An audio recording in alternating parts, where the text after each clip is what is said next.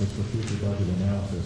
I think at one point we determined that something like 35 or 40% of the budget was either other or miscellaneous. So we were not happy with that. So the fact that this administration will not pass the budget will now pass the budget as it is does not mean that we will not continue its examination in the budget process and we will, as I said, install spending limits beyond what the budget calls for and verify revenue projections to the extent that it's possible to do.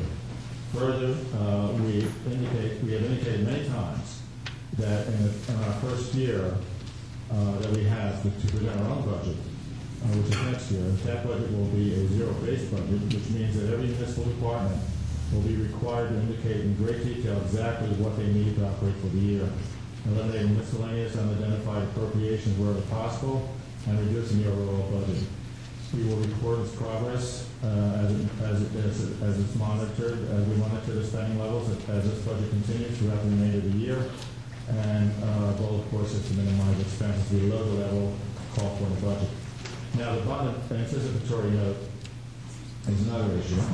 We took office at a time when the city's cash position was severely depleted by the practice of the previous administration of paying for construction projects out of current funds.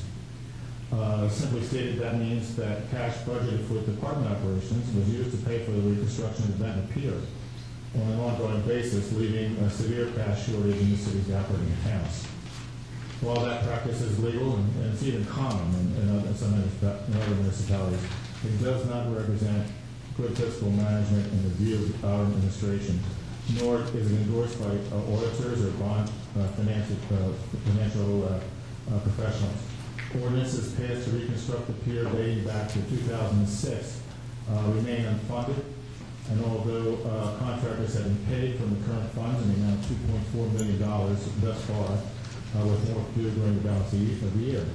So to correct this and restore the city's cash position, we believe it is necessary to secure financing to restore the current fund, which is a process that is now underway.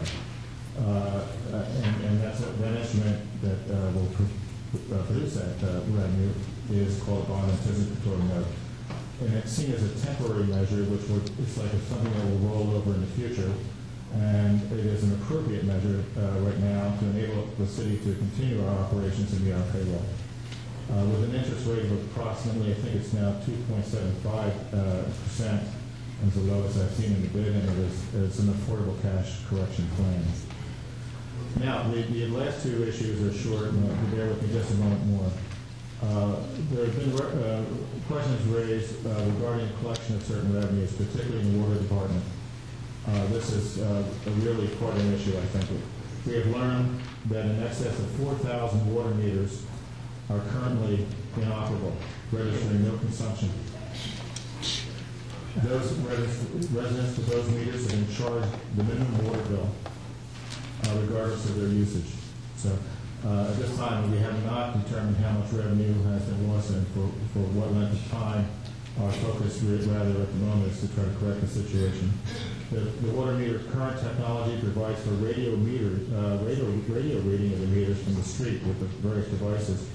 But to maintain the system, batteries must be replaced at certain intervals. The batteries now in place were to be replaced at 5-year intervals, but never were. Longer lasting batteries were also available at a higher cost. Our options now include replacing the current batteries with the same type of batteries for a total cost of about $272,000, or replacing them with a 20-year battery for a cost of about $620,000, or replacing the entire current meter technology with the newer digital form of technology for about $810,000. The current meter technology is dated and is difficult to maintain as replacement parts become scarce.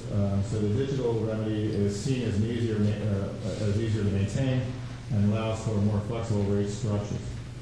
We are studying these issues and hope to resolve the problem soon, restoring that important revenue source, and at the same time try to provide a fair and appropriate water usage billing for our residents. And the last issue I have is the issue of the parking meters, which is a similar situation, although it's not as serious, but many parking meters are either not operating or are missing in the city. And we're looking at corrections for that as well on an ongoing basis. It might be a little more gradual. And there's also new technology, we think, that's been reported recently in the paper to do that. Thank you.